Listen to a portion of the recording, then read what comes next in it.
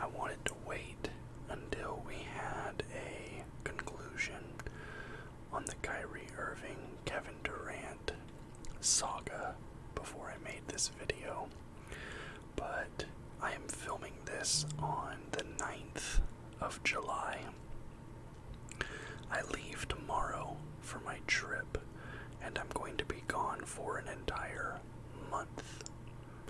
So I really couldn't sit around and wait for that news to drop, because once I'm on my trip, I have no way of making a video to upload.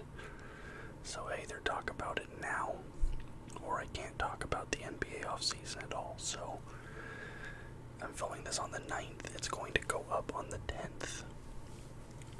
If there's movement on Kyrie Irving or KD, I guess that's just tough luck for me. I guess it's just the way the cookie crumbles. So I'm going to start with the trades. Then we're going to get into the free agent signings. Let's start off with the trades. June 30th, the Jazz trade Royce O'Neal to the Nets for a first-round pick.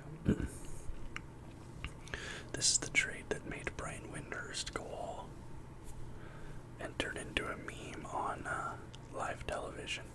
Something is going on in Utah, that whole thing. Royce O'Neal's a very good role player, and if the Nets were looking to keep KD and Kyrie Irving, which now some reports are saying they might keep them, Royce O'Neal is like exactly that type of dude that could help them get to that next level and be a little bit more competitive. But if they're tearing things down in Brooklyn, it doesn't really make sense to give up a first when they already don't have that many firsts to go around. So definitely a kind of a weird trade depending on which way things go. And then this ties into another trade the Jazz made later, where it kind of signals that they're heading into a retooling. Maybe not a full rebuild, because Donovan Mitchell is still around, but the Jazz are heading into a retooling. So getting that first round pick, getting rid of a veteran player, those are the sort of things retooling teams do. Then the Atlanta Hawks got DeJounte Murray, which is an absolutely amazing pickup for them. The Spurs get Danilo Gallinari, a 2023 first round from Charlotte, from New York, which has protections, 2025 first round, pick swaps in 2026 into first round 2027. So basically 3 firsts plus Danilo Gallinari, who I think he hasn't been that good lately. Yeah, he's been down across the board. He'll probably get sent somewhere at the deadline. But the Hawks get Jock Landale, who's used to throw in, plus the prize, just DeJounte Murray, to have a guard to put next to Trae Young. 21.1 points per game, 8.3 rebounds, 9.2 assists, and he's young. If the Hawks are looking to compete now, the rumors are they want to get out from. I don't think they traded John Collins. I don't think they did. I don't remember that, but they want to get out from the John Collins deal, send him off somewhere. Having Trae and DeJounte as your backcourt, that is a very good backcourt in my opinion, and I think they will play well together. Just a swap of some bench players between the Nuggets and the Wizards. The Nuggets get KCP and Ish Smith, and I believe Ish Smith is now the player who has played for the most franchises in NBA history. And then the Wizards get Monte Morris and Will Barton. Kind of crazy seeing Will out of Denver. I feel like he's been there the last while. Where is he? Oh, it doesn't show how many years he's been. I feel like he's been in Denver for quite a while now. But KCP, Will Barton, both scoring guards that come off the bench. And then Morris and Smith are kind of just more throw-ins on that one. But I think that's it seems like a lateral move for both teams in my opinion. KCP and Will Barton, I feel, are very comparable players. Both, like I said, good scoring guards that can come off the bench. You know me, I'm a Trailblazers fan, so this was a cool trade for me. We get Trailblazers get Jeremy Grant and Ismail Kamagate, who's the number 46 pick for Gabriel Procida, who's the number 36 pick, and Milwaukee's 2025 first, and then a 2025 and 2026 second. Jeremy Grant, who will be the starting power forward for the Trailblazers this next season. 19.2 points per game, 4.1 rebounds, 2.4 assists.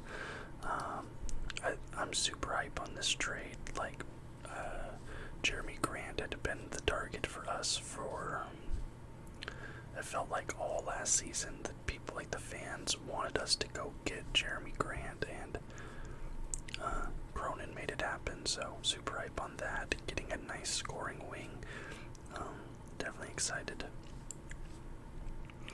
Alright, then here we have our first huge trade. I think this actually might be the biggest trade of the entire offseason so far. The Timberwolves get Rudy Gobert, and the Jazz get Malik Beasley, Patrick Beverley, Leandro Balmaro, Walker, Kessler, and Jared Vanderbilt, plus a 2023 first, a 2025 first, a pick swap in 2026, a 2027 first, and a 2029 protected first. So they get first round picks every other year, plus a pick swap in 2026 from the Timberwolves. So basically 5 first round picks for Rudy Gobert. And obviously, Rudy Gobert, look at those rebounding numbers, 14.7 points per game, multiple time defensive player of the year, one of the best, if not the best defensive player in the entire NBA. And Minnesota is going big. You have a Twin Towers lineup now with Karl Anthony Towns and Rudy Gobert. You have to assume Cat is probably going to play at the power forward spot, and we'll see how it works. I remember 2016, 2017 Golden State, Houston Rockets era, small ball was all the rage. Everybody was going small. You were playing guys who were 6'8", 6'9" at center. But it seems like maybe the last year or two, teams are going to go big again. And the Timberwolves will have 2, 7-footers on the court in their starting lineup. I definitely am excited to see. With Anthony Edwards too, I think the Timberwolves could be an exciting team next season. Definitely a team that I'm going to be keeping an eye on. As far as the Jazz, they get Malik Beasley, guard, Patrick Beverley, which is funny because I think Patrick Beverley has a bunch of beef with Jazz fans, historically. I think he has a bunch of bad things to say about them. Beasley and Beverley probably won't be there at the deadline. Maybe Pat Bev will come off the bench for them, I don't know. Will Pat Bev start for the Timberwolves? Hold on. Timberwolves roster. Who's their starting point guard right now? Oh, D'Lo, that's right. I forgot they had D'Lo. Yeah, so Pat Bev will be coming off the bench. He might stay there. I think the nice get for them is Vanderbilt. I'm a fan of Vanderbilt. I think his stats aren't great, especially his points. I think pretty good rebounding numbers, but he's young and he's tall, and I like Jared Vanderbilt, and I think he could be a player for the Jazz. That could be pretty decent for them. But yeah, obviously all this shows that the Jazz are wanting to build something around Donovan Mitchell, whether that's trading all these picks to bring in established players or build through the draft and retool something around him. We'll see. Kings get Kevin Huerter and the Hawks get Justin Holiday, Maurice Harkless, and a future first. I always liked Kevin Huerter. He could play the 2, he can play the 3. He's a good 3-point shooter. But I guess now that the Hawks have DeJounte Murray, they don't really need him. And Huerter's probably too good and being paid too much to come off the bench. What's his contract? Does it say? Does it have his contract in here? I don't think it does. That's annoying. RotoWire, is this going to have his contract? No. Okay. Justin Holiday. He's alright. He's a bit older now. I thought he was younger than that. Actually, that's crazy. Mo Harkless, he's an alright, like an average small forward wing. He can score a little bit. He can play a little bit of defense, but he's not really amazing at either. He was our starting small forward for a little while. And then, that Jock Landale player they got in the DeJounte Murray trade, they sent him out to the Suns for cast consideration, so basically nothing. This is just trading picks, that's nothing. Then the Celtics get Malcolm Brogdon from the Pacers. And this is a weird trade because they trade basically one first-round pick and then just a bunch of garbage players for Malcolm Brogdon. Brogdon, who's really good. He used to be in Milwaukee. Did he win the... No, I think he was already traded by the time that they won the title. But a really good scoring 2-3. He can play the shooting guard. He can play small forward. 19.1 points, 5.1 rebounds, 5.9 assists, and he's 29, so he fits the Celtics window perfectly. Like, Brogdon is a perfect pickup for them, and they basically just give up a first, because, like, Nick Stauskas, that's nothing. Juwan Morgan, that's nothing. Malik Fitz, nothing. I haven't heard of nothing. Aaron Nesmith, again. Daniel Theis is only a real, player here, but he might play with them June 5th, So Daniel Theis is probably the only player that'll actually play for the Pacers out of that list, and just getting a first for Brogdon, I don't know, kind of feels like a fleece. Maybe a little bit, but I feel like Brogdon's like the perfect player for the Celtics, who just lost in the final. Like, he might be the type of dude who can get them over that hump. But now let's move to free agency. There's a few here. We'll go through them all a little quickly. Zach LaVine, he signs a 5-year deal at the max to stay in Chicago. It's going to take him until he's 32 years old. Then he'll probably have like a smaller deal at that point. But Zach LaVine stays in Chicago. I thought that they would do better than they did last season. They were really exciting and good to start the season. They kind of fell off a little bit towards the end, but I think if those players in Chicago and they continue to mesh and improve, I think that team could make some noise next season. And Zach LaVine's a great player. Bradley Beal, he stays loyal to Washington until he is 34 on a max deal, 5-year, $251 million. Some people were questioning if Bradley Beal would leave because he wants to go somewhere to try and win a championship before it's too late, but it seems like he's fine to just stay in Washington and get paid to lose, basically. Like, that team isn't going anywhere. James Harden takes a team-friendly 2-year deal. I think people are saying he left like $12 million or $15 million total on the table or something like that, so that the Sixers could acquire other players to come in and help make them a championship contending team. And then he has a player option that second year, so if there's some issue where like he falls off a cliff or something and the Sixers don't want to give him big money, he can take that player option, still get paid. DeAndre Ayton remains unsigned. The Suns basically said they weren't going to give him a max contract extension. They were going to wait, and they wanted to play chicken with him. There were rumors that the Pistons were going to be in on him, but then after they had an amazing draft, they basically kind of pulled out and seemed like they don't need him. So the Suns' gamble might pay off, and they might get a max level center on a cheaper deal than he deserves because they played the market correctly. Jalen Brunson, he gets a 4-year, nearly max deal, $104 million to go to the Knicks from the Mavericks, and this was like a whole saga that happened. A lot of Mavericks fans very upset about the whole thing. There was like some reports of tampering, and even some reports that like New York is kind of expecting to get a tampering fine out of all this, but we'll see what happens. Yeah, Jalen Brunson, the Mavericks are my second favorite team. I think I've said that before. Jalen Brunson, I think, is a fantastic player, and he's fun to watch, and I think he has the potential to be one of the best young guards in the game, but, yep, going to New York, and we'll see what happens.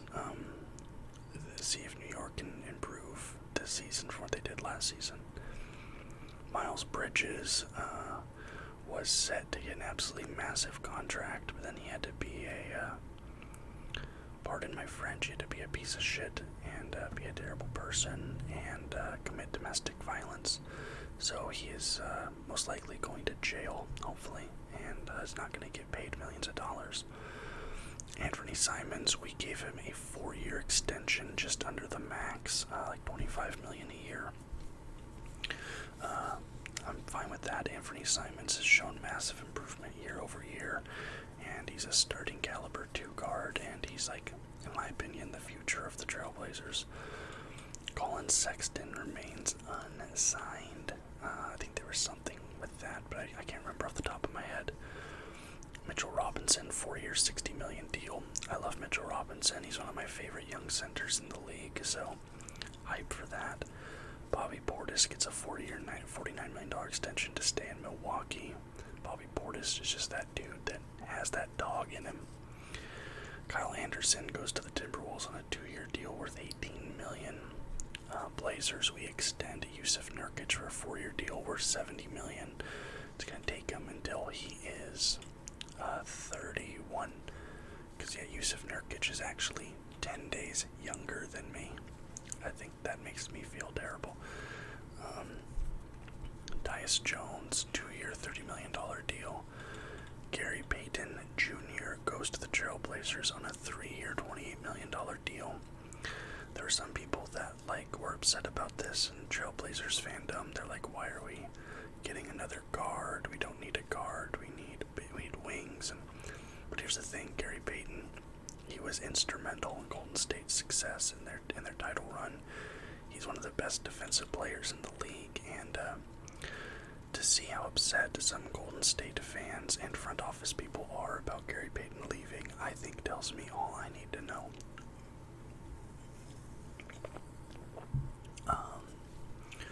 Mo Bamba signs a 2-year deal for $21 million to stay in Orlando. PJ Tucker goes to Philadelphia on a 3-year deal at $11 million a year to go.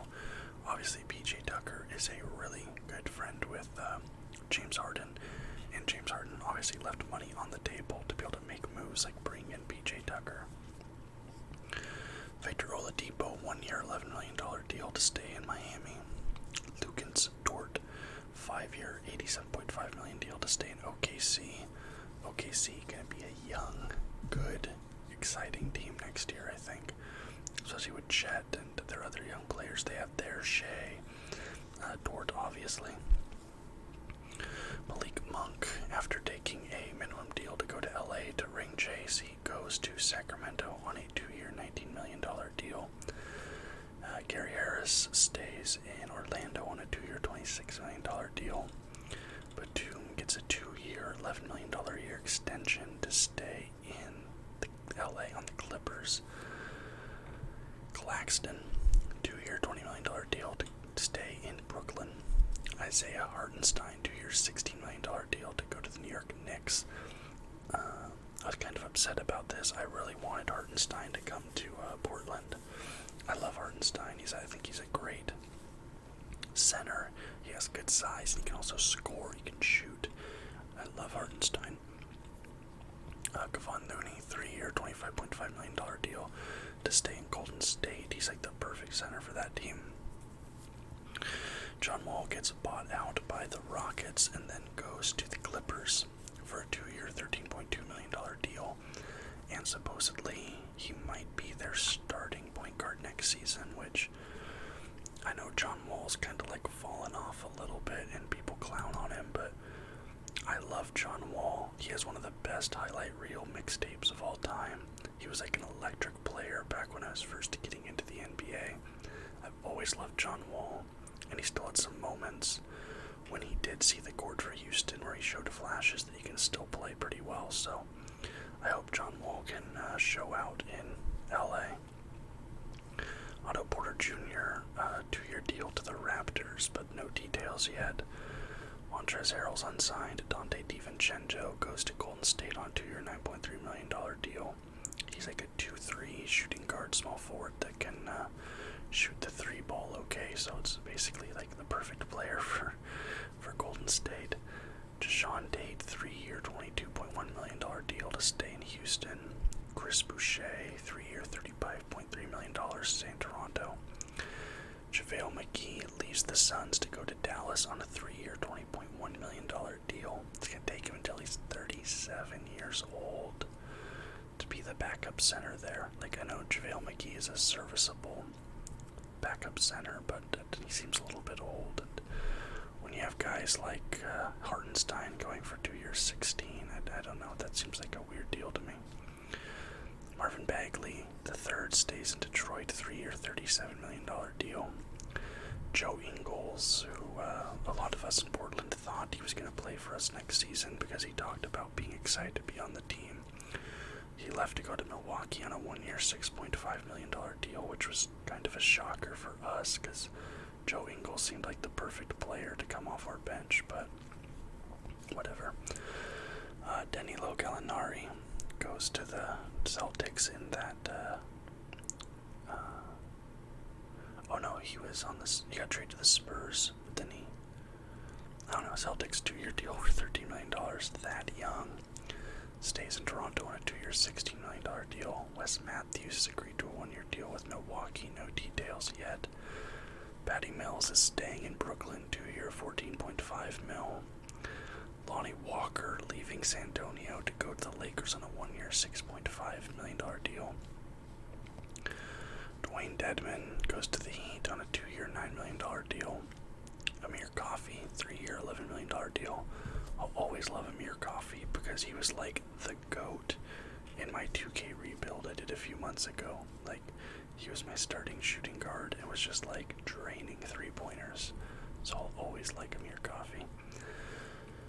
Damian Jones goes to the Lakers on a 2-year deal.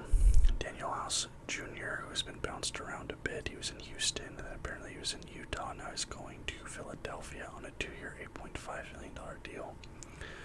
Javon Carter is going to stay in Milwaukee the next 2 years, but no details yet. Troy Brown Jr. going to Lakers on a 1-year vet min. Ricky Rubio going to the Cleveland Cavaliers on a 3-year, $18.4 million deal. It's always good seeing Ricky Rubio still bouncing around the league. I feel like he's always been underrated. Like, people don't remember how good he used to be. Juan Toscano Anderson goes to the Lakers. Kevin Knox Jr. I always called him Kevin Knox Jr., but it's the second. That's weird. He's going to the Pistons on a 2-year, $6 million deal. He was in New York, then apparently he was in Atlanta, now going to Detroit. Bryn Forbes apparently going to Minnesota. I like Bryn Forbes, good shooter. DeLon Wright going to the Wizards on a 2-year, $16 million deal. Bruce Brown going to the Nuggets on a 2-year, $13 million deal. Andre Drummond leaving the Nets, going to the Bulls on a 2-year, $6.6 million deal. It's hard for me to accept that Drummond is only 28 years old. I feel like he's been around the league forever. Aaron Holiday has agreed to a 1-year deal with the Hawks. Bull, who was apparently already traded to the Magic. I didn't know that. Apparently he's agreed to a 2-year deal with the Orlando Magic. Bull, the 2K GOAT. Theo Benson's agreed to a 1-year deal with the Mavs. Mike Muscala is staying in OKC on a 1-year vet min. Drew Eubanks and Portland apparently have a 1-year agreement.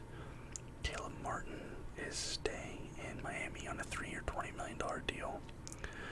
Robin Lopez has reportedly agreed to a 1-year deal with the Cavs, leaving Orlando.